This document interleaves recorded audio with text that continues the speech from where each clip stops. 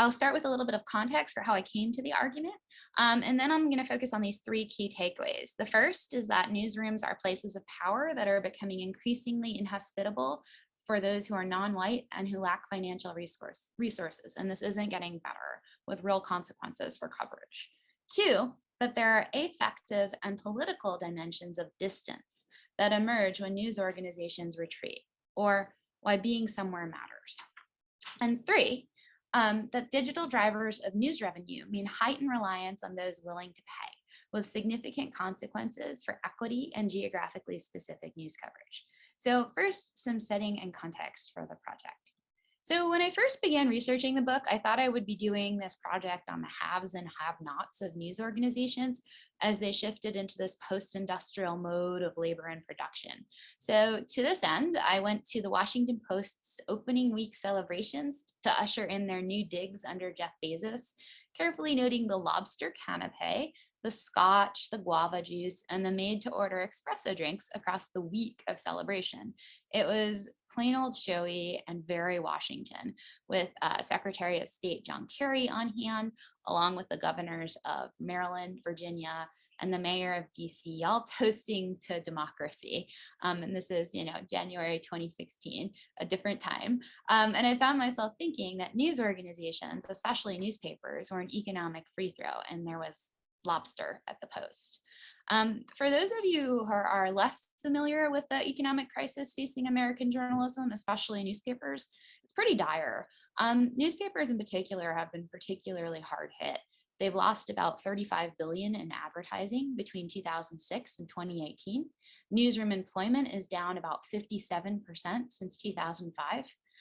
Since 2004, more than 20% of the country's metro and community newspapers have closed or merged. And by some estimates, and they're ones that I actually trouble, more than 1,800 communities across the United States have become so-called news deserts and lack any regular access to local news. Still, at present, 71% of Americans think local news is doing just fine, while only about 14% profess a willingness to pay for a single digital subscription. So that's like one. And that increasingly seems to be the only commercial model for newspapers and digital first outlets alike. These trends are somewhat similar to what we're seeing in the UK, where the Reuters Institute concluded that people now, quote, have come to rely on traditional local news sources for only a very limited set of topics, which will be difficult to monetize on their own. And so this have and have not thing was really what I was thinking about 10 months before Trump, before it became so abundantly clear how many people, especially journalists, had their head in the sand about the rising tides of populism. This is the 538 prediction on the night of the election of Donald Trump.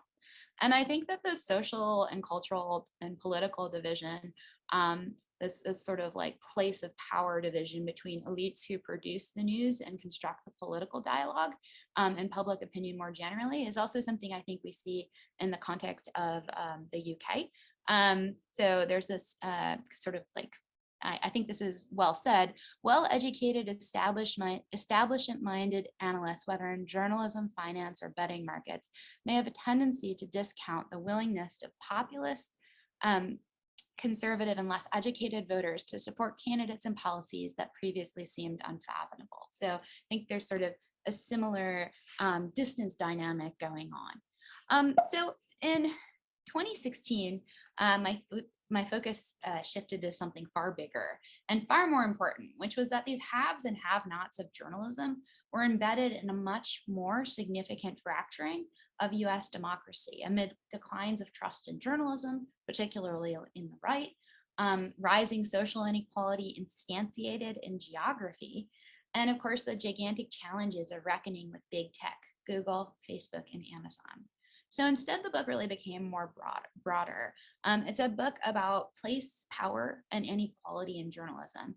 And my aim is to puzzle through how the asymmetries and inequities that we see outside journalism are actually manifest inside the news industry too.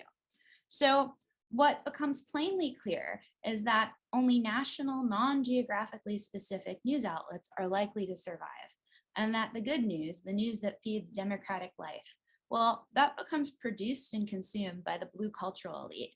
Because simply put, Republicans increasingly do not trust this news media. So journalism stands to become highly delocalized, even more so than it is today. Newspapers have reached a state of market failure, and the news they provide is increasingly becoming a private good that only some can pay for. So I kind of just want to say why I'm focusing on newspapers and some digital first nonprofits. And it's really because newspapers have produced the most original content about a place. And so when newspapers lose access, when places lose access to news and information, it's usually sort of through the lens of the loss of news. In the book, I'm mostly concerned about what I call Goldilocks newspapers, which are those in the top 100 or so market areas in the US. So kind of the big city metro dailies you might want to think of. But I just really want to establish at the outset that I am not a hopeless romantic for the insistence on linking the availability of local news and information to the health of democracy. And I really caution against the naivete of the view that if a community loses a newspaper, suddenly corruption runs wild. And I make the point in the book pretty extensively that newspapers have rarely served the poor and marginalized well, and have long played an important role in reinforcing the dominance of existing power structures and maintaining the status quo. I also think it's important to highlight a more affective dimension of journalism, which is the role that journalism plays in placemaking, history shaping, and community building. And it's this aspect of journalism's impact on democracy that also stands to suffer if journalists are less able to cover places. And this is a picture I took of the Chicago Tribune, which is no longer in that building anymore in the center of the city. So today I want to focus on the empirical data, but the theoretical foundations are really extended in the monograph mentioned below. But just to kind of briefly bring it together, place is the theoretical framework that ties the book together.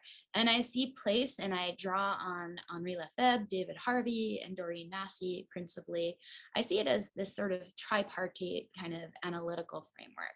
Place is distance, right? It's geographic, it's material. It's the setting for social actions where we make meaning, where we interact with people, and places power. I like the place of power, the power of institutions, the power we can take with us. And contrary to much social and network theory, I believe that places are distinct. It's what makes them places, not spaces. And while places may share similarities, they have unique qualities and features that are meaningful. And in the book, there's also this overlay of democratic theory. And in particular, I argue as an ode to James Carey that the media we support gives us the democracy that we deserve, which increasingly looks like an elite democracy in the US. So the kind of journalism that provides the good stuff that serves democracy is becoming increasingly distances from the audience it purports to cover. Physically, the news organizations most likely to survive the economic maelstrom are big, coastal, national, and international outlets that simply cannot cover locales in the same depth, and whose journalists have a cosmopolitan orientation that may actually be more parochial than wide-ranging, as Robert Merton might diagnose it. So when Dean Baquet, the New York Times executive editor, talked about missing the rise of Trump's groundswell of populism to his own media reporter the next day, he literally spoke about being out of place. And he said, "We've got to do a much better job of being on the road, out in the country, talking to different kinds of people than we talk to, especially if you happen to be a New York-based news organization, and remind ourselves that New York is not the real world." So with this in mind, I just kind of want to offer a really brief note on methods. I think for me, I've kind of like completely lost control in the sense that there are definitely days where I am doing field work or have set up interviews. And then there are days where I'm just living and seem to somehow also be spending my entire day talking to journalists. So that's kind of I'm calling it Gestalt scholarship, I guess. I also want to note that I draw significantly on research that others have conducted, particularly when it comes to race and class data in newsrooms. And kind of surprising to me, I saw a need to rethink and understand at scale some of these like rhetorical tropes about news deserts and nonprofits to really understand whether they were reinscribing some existing inequities like I thought they might. I also want to say that unless otherwise noted, I've taken the photos you see, which kind of gives you a sense of the kind of places I put myself in. So with this in mind, I'm going to turn to some of the key takeaways. So first, newsrooms are places of power that are becoming increasingly inhospitable places for those who are non-white and who lack financial resources, and this isn't getting better. As newsrooms jobs become increasingly precarious, it's becoming harder for newsrooms to sustain economic and racial diversity. And those without a safety net, with a safety net, are able to better weather the possibility of job loss or underemployment. So notes from the field. It's July 8th, 2016, a day after a Dallas man shot and killed 5 police officers in Dallas and wounded 9 others, an event that was said to be precipitated by frustration with police brutality. I'm in the newsroom of the Omaha World-Herald, where all the men wear some sort of version of a polo shirt with the newspaper's name on it to work. And thanks to a very generous stock situation, uncharacteristically, many people have been in the newsroom for more than 40 years. The newsroom's almost entirely white. And at the afternoon meeting, the managing editor looks up and says she wants to cover a Black Lives Matter rally in response to the event. And there's a general discussion about the, quote, difficulty of the situation. And as she looks around the newsroom for who to send, she mentions to be ready if there's, quote, trouble. There's one Black female news assistant, and the other person of color, a mixed race sports reporter, is out covering something else. And there have to be a good 30 people in the newsroom, including all the white editors. And editors thought they were planning sensitive coverage, but it's hard to know because no one in that newsroom was empowered to respond, even if they had it. Notes from the field. It's Chicago, March 2018. I'm at the Chicago Tribune to chronicle the newsroom moving out of the Tribune building, and I'm attuned to the various empty spaces. The newsroom's just too big for the current staff, and I'm encouraged to see some non-white faces scattered across the room.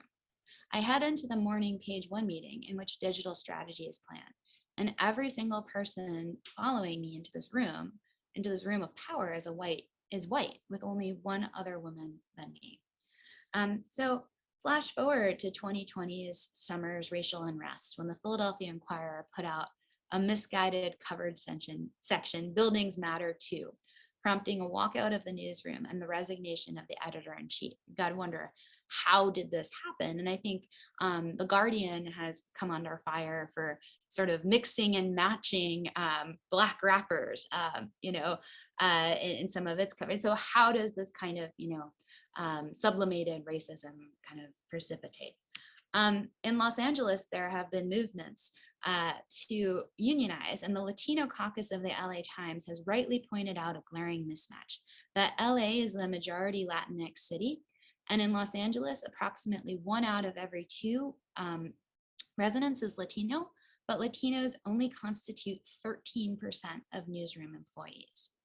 In 1978, the American Society of Newspaper Editors put forth a series of recommendations to improve diversity in newsrooms, setting a goal for employment by the year 2000 to be at parity with the national population. Then in 2000, the benchmark was moved to 2025 as measured by an opt-in survey. And this past year, newsrooms were reluctant to even answer. On average, American newsrooms are still more white than the city, county, or state that they serve. And the largest newsroom staffs are the furthest from racial parity. For instance, the white populations in Chicago, Detroit, Houston, Dallas, and Philadelphia are all less than 40% of each city's total population. But in the newsrooms that cater to those cities, white journalists exceed 74% of the total staff. So can the Detroit Free Press, which is 14% Black, adequately claim to cover race comprehensively when it serves a city that's 80% Black? You can also see in Chicago, the biggest newspaper closest to me at the Chicago Tribune, that yes, 92% of all newsroom leaders are white compared to 32% of the city's populations. Newsrooms have made gains, but they've struggled to hold on to them. And just over half have maintained their 2001 levels of diversity, and some have become even less diverse. So as the local news initiative at Northwestern puts it, simply put, when newsrooms don't hire, they don't hire minority journalists. And it notes that overall declines in newsroom staffing are making it more difficult for news organizations to address their longstanding lack of diversity. Of course, it's not just about improving representation of diverse communities. Rather, newsrooms also need to empower these diverse voices. And if we don't call it out and aren't conscious of what's going on, this is the kind of stuff that can self-perpetuate. So in September, Erin Overby, she's the archives editor at the LA Times, or sorry, at the New Yorker, did kind of a self-audit of the New Yorker's archives. And I think that the way she put it really gets to the heart of what we need to be thinking about. So she says, let's talk about racism. Most white people at prestigious magazines don't ever want to talk about race or diversity at all. Why? It's primarily because they've been allowed to exist in a world where their mastheads resemble member registries at Southern country clubs circa 1950. White people are rarely actively racist at these publications. They simply never bother to challenge the status quo, typically out of concern that they will be inconvenienced or made to feel uncomfortable. And so the status quo remains entrenched for decades. And why is this important? Because otherwise friendly, decent white people are really the bedrock upon which passive racism maintains its grip on media mastheads and editorial departments. And in this audit, she looked at sort of the whole range, but I think the one that really gets to me is between 1990 and 2020, there was just one profile by a Latino writer and 4 by Black women. As Latrell Crittenden, now the American Press Institute's Director of Diversity, Equity, and Engagement puts it, the modern day double consciousness of having to thrive as a person of color inside and outside the newsroom is arguably the most underestimated challenge facing efforts related to improve newsroom diversity. And this is an intersectional problem where race and class get compounded, as well as a class problem. Aspiring journalists who can afford to be free labor or who can rely on parents as a backstop against the precarity of freelancing, they're coming from a place of privilege and can choose a career that's unlikely to be financially remunerative, much less stable. And it's really helpful, I think, to think about what economic privilege enables to students to do. It's not just about taking an unpaid internship over the summer. It's about being able to be in kind of the right places, going to an elite school or a school in a big city that better positions students for a prestigious newsroom job. In journalism, the need for a college degree is all but required. 90% of journalists have one versus 25% of the American public. And we do want educated journalists, but the favored schools are really a problem. And I know that is an issue in the UK as well.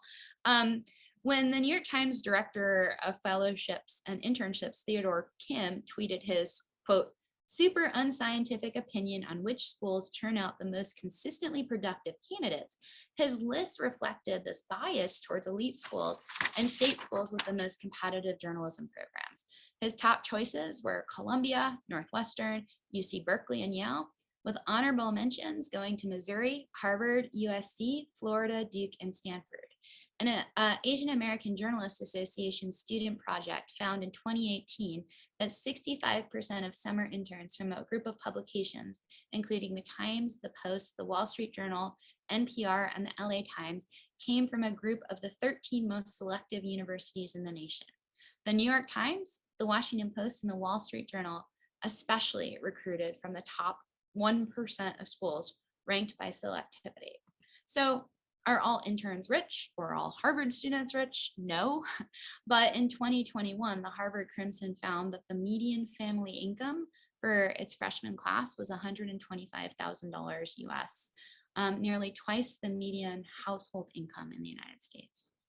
So there's an element of what happens when students are at university.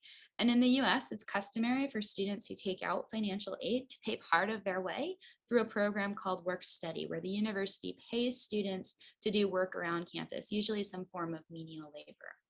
So how do students doing these work study jobs fit in the time to do journalism alongside of their classes? Well, the Harvard Crimson, which is an independent newspaper from the university, set up its own replacement work study program so students could fulfill their work study requirements working for the student newspaper rather than swiping ID cards at the gym. This was funded by alumni, and I'm not sure it's particularly scalable. And I think what got me earlier this year was this pointer first person essay by a junior reporter living in Southern California who went van life, in part because he couldn't afford rent. And he got great stories, but he kept saying that the love for being a journalist kept him going. And he was living paycheck to paycheck on ideals.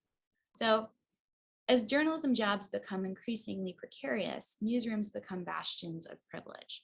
As Meg Fair, a journalist, put it, if you don't have a single person in your newsroom who comes from a blue collar background or knows what it's like to wipe down tables at the end of the night, they'll never be able to empathize when they're writing stories about things like workers' movements or communities displaced by gentrification.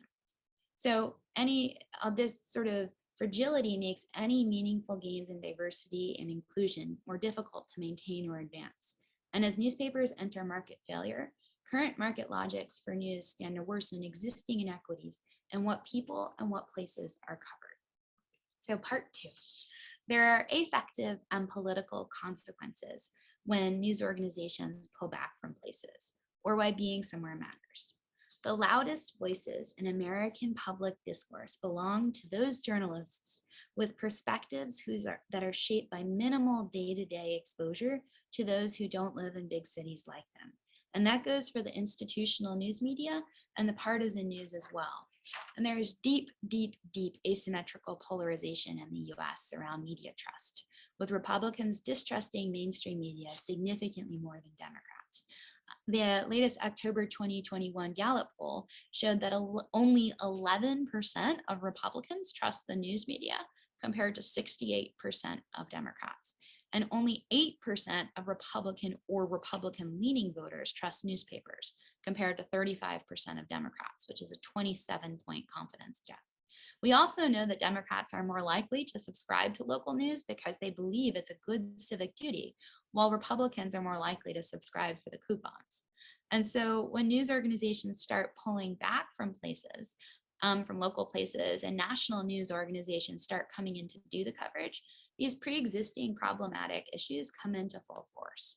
So something I was really curious about was this whole news deserts idea you may hear talked about. It's that newspapers all over America are closing and it's destroying America, with one consequence being that poor places are seeing the most cutbacks, especially red rural places. And they're losing the news and they're turning redder. And one possible consequence of that means that these deep red pockets with high media distrust, well, let's just say they're not turning to the New York Times as their news replacement, but perhaps far-right national news outlets.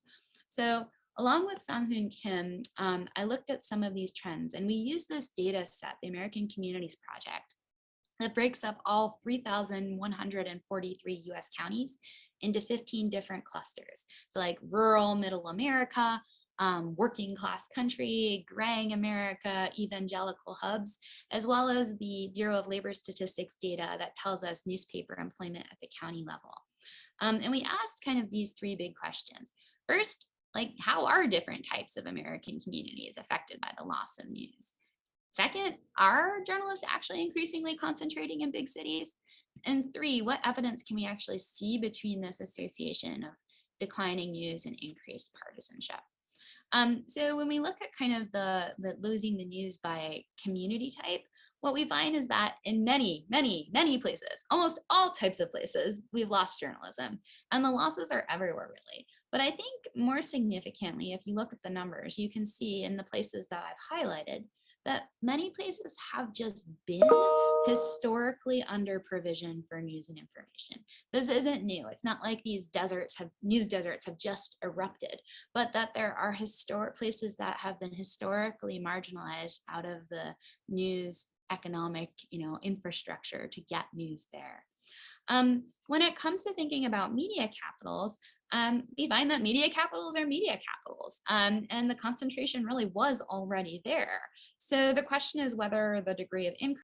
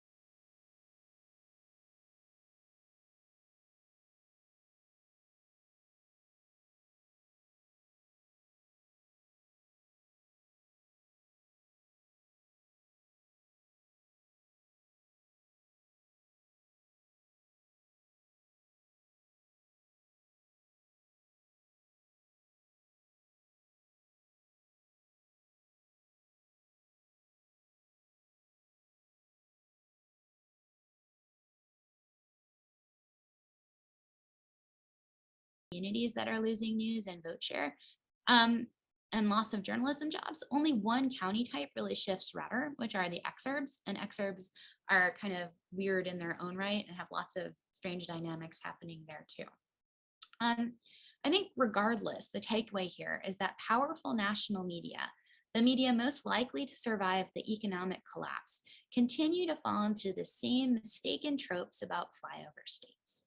Since the 2016 election, journalists in New York and Washington have tried to better understand why they missed the rising tide of nationalism and populism. These are supposedly the best journalists in the country, with the most significant resources behind them, but the election exposed the cracks in their own veneer of supremacy. So, making true to the newspaper's promise to get out of New York and into the country, Times journalist Sydney Ember moved to Iowa 3 months ahead of the 2020 presidential primary caucuses. And her piece for the newspaper's Reader Center, "I Wanted to Understand Iowa, So I Moved Here," begins with the dateline of Des Moines and the short sentence, "I was in a tree," with an anecdotal lead about her bow hunting experiences with the Iowa State Auditor. That's not what you would find in Des Moines. I've been to Des Moines Gay Pride. So the Trump safari genre has emerged as an effort by national journalists living in DC or New York and working for national outlets, trying to explain who and why people voted for Trump in 2016 and 2020. And now there's this kind of proxy as a repeat with COVID. This is a recent NPR article. Pro-Trump counties now have a far higher COVID death rate, misinformation to blame, right? So that kind of sense of things. But I do think there's another aspect, and it's that if there's an affective and material consequence when news organizations like physically disappear or move out of sight. So in 2013, I spotted this trend of newsrooms moving their news buildings to smaller, cheaper quarters, which is really the genesis for this book. And it would later accelerate as a strategy for unloading debt. Newspaper buildings are large architectural statements in brick and mortar, indicators of the permanence of an institution. Located downtown, journalists are presumably proximate to other places of power, courts, city hall, and law enforcement, and the construction of a news outlet's building was often a historic event that coincided with important developments in the growth of its home city. In 2014, the Des Moines Register moved out of its newspaper building, which it thought looked like Superman's Daily Planet. The newspaper is now condos and a bar, into this. And editors expressed worry to me that people would think the newspaper closed. The name of the newspaper was no longer visible from around town, but instead tucked into the skyways of a series of downtown office buildings. So if you've been to some of these places in the Midwest, these office buildings don't even have a storefront. They're kind of like connected by interior, like it's almost like a giant shopping mall. And being proximate to a place has really mattered and shaped coverage. In Miami, this is sort of a picture of the Miami Herald downtown. The newsroom relocated to a strangely zoned area across from a cow pasture and adjacent to the airport, making it really hard to be downtown if news broke. As another editor explained, it's bad for the psyche for there to be no building to exist for people to see every day. We're fighting for our brand share, particularly with a generation who thinks we are nothing but dead trees. To not have that downtown marquee to look at every day is not good for us. In Los Angeles, the LA Times left its historic block-long building downtown for El Segundo, 45 minutes away at best. And this matters in ways that can't really be quantified. The newspaper had long been adjacent to the poorest part of the city, Skid Row, forcing journalists to confront poverty and mental illness walking from the parking lot or to lunch. And the movie The Soloist is based on reporting by columnist Steve Lopez, who used to see this homeless concert violinist as he walked into work every day. And now the LA Times is in just another office building in a commercial zone near LAX, the Los Angeles airport. I think the importance of being there, though, may be best exemplified by DC. During the Trump administration, you might have heard that there was this particular DC steakhouse that was the source of a number of big New York Times scoops. And this is literally why, because it's the restaurant that is above the New York Times, the DC bureau. So when you're thinking about DC as a place, to me, it can kind of feel like the worst of all media bubbles. This is a picture I took from following around the Senate congressional press on a Tuesday, when both parties have their policy lunch up on the Hill. And it seems like this is like the worst of PAC journalism, right?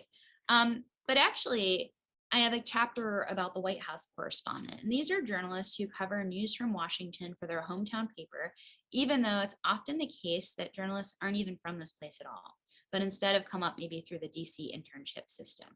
They're a rarefied bunch, and their numbers have dropped from about 300 in 2005 to 75 today, plus or minus a few digital first outlets. And they're particularly interesting because it's not that their content is so remarkably different, but that the sheer fact of them being in DC to talk to these lawmakers really does matter. And what's particularly ironic, though, is that at a time when the coastal elite is maligned, these journalists often lack the resources to take reporting trips back to the states for which they are covering news. And in one case, I met a veteran reporter who was covering Washington news for Albany, New York, who had never ever been there. But being in DC as a journalist positions journalists to ask questions. It's hard for lawmakers to physically dodge these journalists. And different people have different tactics, including ones based around place. So a journalist from New York City who went to Dalton, an elite New York City high school, and Oberlin, a prestigious liberal arts school, but was covering Washington for McClatchy's South Carolina papers. Well, she knew exactly the way that Lindsey Graham would walk from lunch to his office or from his cloture room to a vote. And basically, her talent was being able to track down Lindsey Graham in the hallways to push him on questions specifically about the state of South Carolina. And these journalists are important because they're the only ones asking questions that are locally specific. And they also play an important role in the news ecosystem, surfacing state and regional news that then may become national interest. But it's important to note that there's tremendous fragility in these jobs. And the vast majority of people I spoke with for this chapter really no longer work in this job. And the precarity of newspaper journalism in particular is real. And the financial crisis, as I discussed, is not getting better. So, part 3, the digital drivers of news revenue mean heightened reliance on those willing to pay, with significant consequences for equity and geographically specific news coverage. So, we're going to turn to the counterpoint, my return visit to the Times. So Lydia Palgreen, then editor-in-chief of the Huffington Post, and she helped craft and was the director of the New York Times Global Innovation, said to me that the rise of the Times as a global news organization in some ways mirrors a rise in inequality, where there's a global class of connected citizens who rely on a handful of preferred, largely English sources of news and information. So the New York Times is really staking its survival on its exceptionalism as a general interest newspaper targeted at an elite educated audience of paying readers who are interested in understanding global flows of political power, culture, and capital, readers who benefit from the prevailing political order and economy.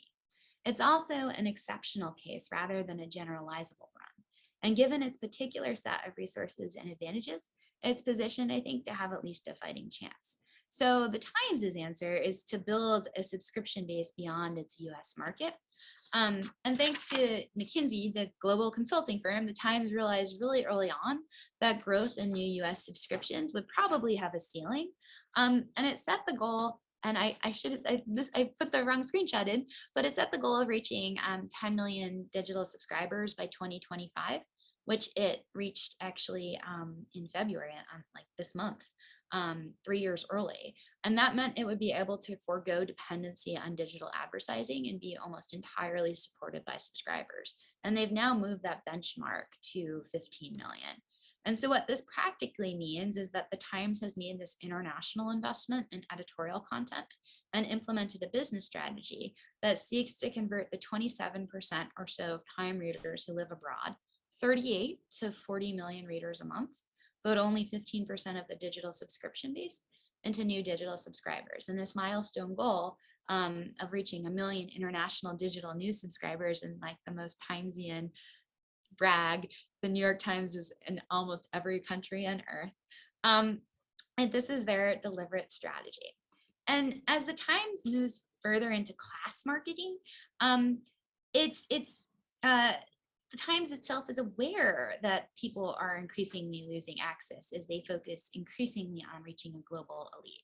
At a private dinner hosted by the Times at the Savoy Hotel in London in 2016, another newspaper editor, former editor-in-chief Alan Rusberger of The Guardian, recalled hearing Times executive editor Dean Baquet malign the fate of a depleted American news system.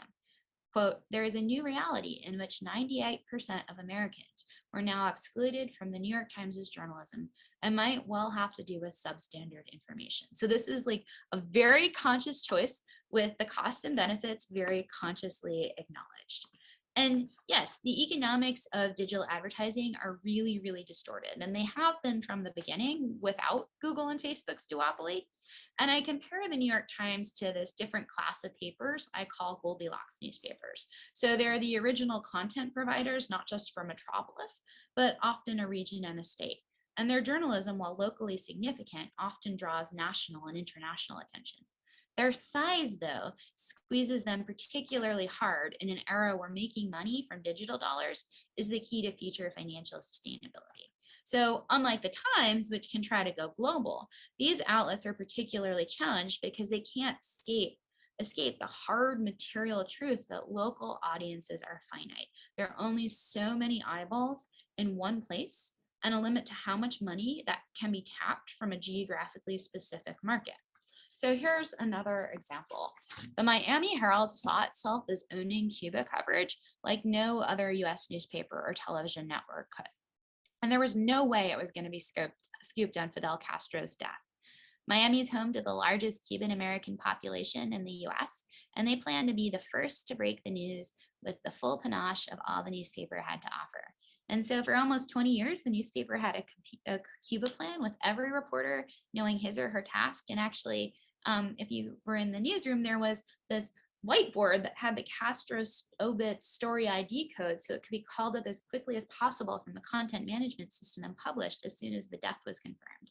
And so, yeah, between just before 1 a.m. on November 26, 2016, the Miami Herald was finally ready to go live with the news, and the prep completely paid off.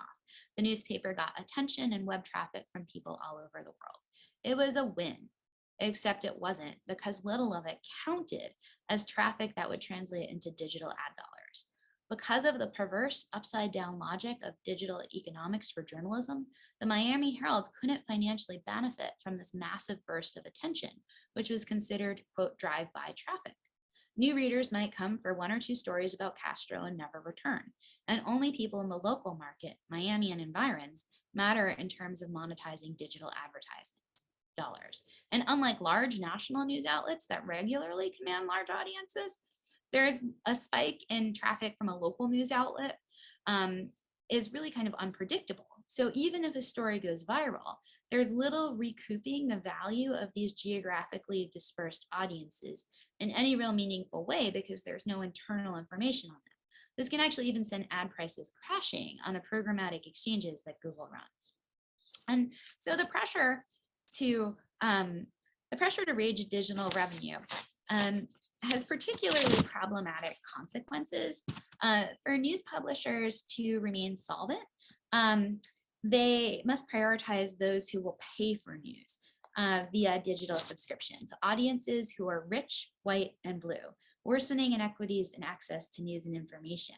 And so the journalism that used to define a region is not just decimated in terms of content, but also almost entirely dependent on raising revenue from people willing to pay for journalism, reinscribing inequities in access to news and information. So as one news executive at a large Midwestern newspaper put it, we don't write for white subscribers, but it ends up being white people who read us. And he said this at a public forum. And then, I think also just in the UK, the news consumption is more unequally distributed than income is in the UK, and you all are an aristocracy, so I find that kind of interesting. Just kind of in application, the Dallas Morning News has a wealthy, non-transient audience. It's retained some of its big business conservatism, and it covers America's team, the Dallas Cowboys. It's also publicly traded, but run by a family, much like the Times. But only 2% of its revenue comes from digital subscriptions. But it's widely seen as the only way forward. And Mike Wilson, formerly of the Dallas Morning News, explained, the pursuit of digital subscriptions has honed our focus on what we're covering. And then he quipped about probably doing more coverage than he'd like in Plano, a wealthy suburb where the TV show Dallas was set. So Plano might as well be called for wealthy, and given the context, white too. So if you consider their efforts, they've got this subscriber loyalty program and exclusive member access with biweekly newsletters. Now there are virtual special events. And these efforts are modeled on some of public media strategies for building audiences. But time is money, and the question of who gets to have these add-on bonuses, who gets to enjoy them, really raises some questions about equity. And public media really isn't a paragon of equity at all. So as cutbacks happen, the retrenchment is not just in coverage of rich places, but poor ones. In the Boston suburbs, the Gatehouse chain justified closing 10 weekly newspapers because they were targeted at low-income areas that were, quote, not attractive to print advertisers. And more anecdotally, when I visited the headquarters of a certain major US newspaper chain and expressed concern that some people's computers and internet access would not support their clunky website, an executive told me that it didn't matter because those people were unlikely to be able to afford to subscribe anyway. So quality news and information will increasingly be news for the blue, paid for and supported by Democrats. A Knight Gallup poll examined Americans' perception of the financial value and future of journalism, and 72% of Democrats have said that local newspapers are vital and should be preserved, even if they can't sustain themselves financially. Democrats are more likely to have donated to a news organization than Republicans, and Democrats are far more likely to say that they see local news as a form of civic pride. So I'm going to leave you with just, I think, a last little bit of empirical food for thought, which is that I worry a lot about the ways in which solutions may be reinscribing existing inequities and access to news and information. And I can talk a little bit more about this in the Q&A, but when I looked at the funding flowing to investigative journalism, I found two things. The first is that it's mainly going to blue states that really don't have these huge news deficits, and big cities and big city philanthropies tend to give to other big cities. And so that really makes it easy to dismiss any of these interventions to support journalism as potentially sort of marred by,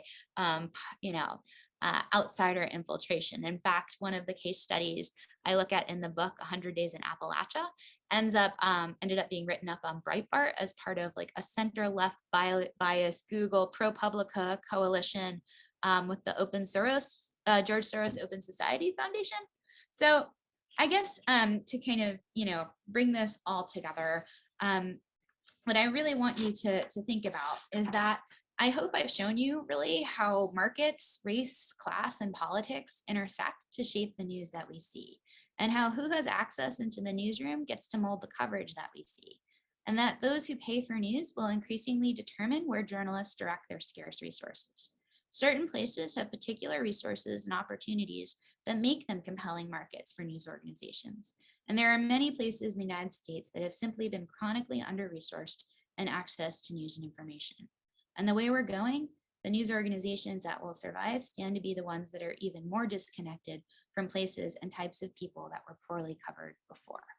So that's what I've got for you all.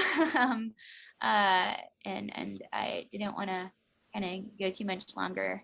So, yeah. Thank you so much, Nikki, for this brilliant talk.